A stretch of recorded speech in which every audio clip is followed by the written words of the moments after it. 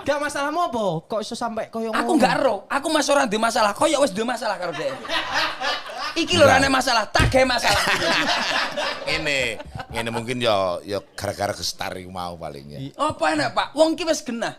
Genah di situ itu saya yang main di situ. Lah kok enek teko, Pak? Tapi lah wilayah. Loh, tapi kan gak iso, Pak. Wilayahku Kan gak kudune iso. ngono kuwi kan kudune sampean kudu ngerti. Iku wilayahku.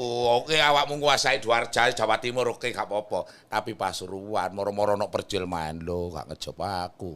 Ya tak ganti gambar tak gedekno. Iya, Pak. Rasamu piye jajal? Sing diundang awakmu terus fotone ditutupi dhek iki piye? Gek ditutupi ya lah awake, rambute, Pak. Tapi wis ngene wis saiki tak tekoki wis. Enggak aku rene pertanyaanku apa wis. Pokoke aja takon sing aku sing melas-melas biyen wis. Ora ngene-ngene. Sing wis sing Wis, saiki. sama- Bahas saiki ae sing trending. Iki lho tak tekoki. Kok tak gowoplok tenan iki malah sik kok.